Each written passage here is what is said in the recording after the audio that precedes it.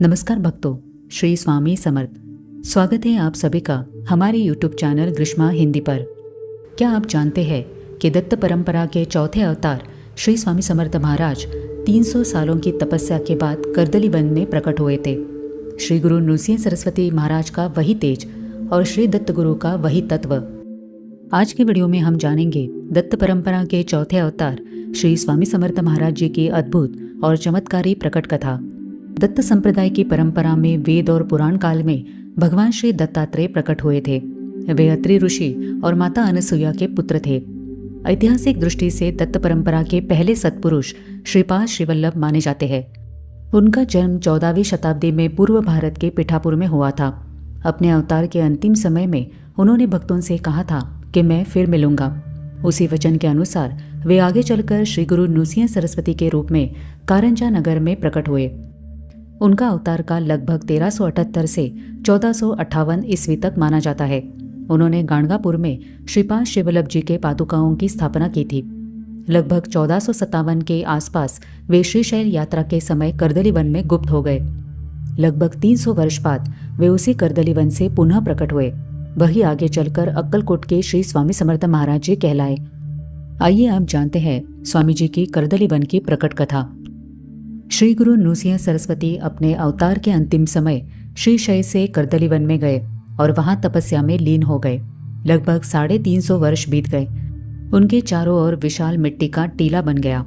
गंगा के किनारे घने जंगल में वे समाधि में बैठे थे। उसी स्थान पर एक लकड़हारा लकड़ी काटने आया।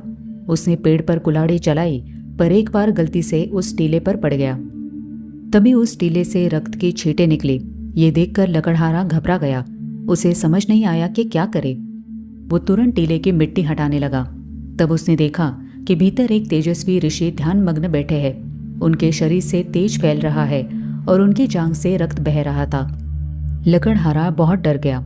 उसने सोचा कि मैंने बड़ा पाप कर दिया, अब ऋषि मुझे श्राप देंगे। वो रोने लगा। तभी ऋषि ने अपनी समाधि समाप्त की और मुस्कुराकर उसकी ओर देखा। लकड़हारा तुरंत उनके चरणों में गिर पड़ा। वही ऋषि वास्तव में श्री गुरु नृसिंह सरस्वती थे, जो अब श्री स्वामी समर्थ महाराज जी के रूप में प्रकट हुए थे।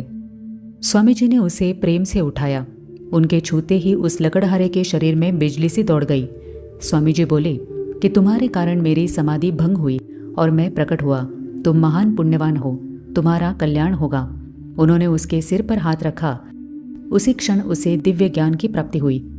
स्वामी जी के मुख से वचन निकले, दत्तनगर, मूल पुरुष, वटवृक्ष, मूल मूल। ये कहकर वे वहां से विश्व कल्याण के लिए आगे बढ़ गए। लकड़हारा उन्हें जाते हुए देखते ही रह गया। इस प्रकार श्री दत्तात्रेय जी का तीसरा अवतार श्री स्वामी समर्थ महाराज जी के रूप में प्रकट हुआ। अंधेरे से भरा हुआ वो जंगल उनके दिव्य तेज से प्रकाशमय हो गया। स्वामी जी का जन्म कब और कहाँ हुआ, इसका कोई निश्चित उल्लेख नहीं मिलता। इसलिए उनके जन्मदिन के बजाय प्रकट दिन मनाया जाता है।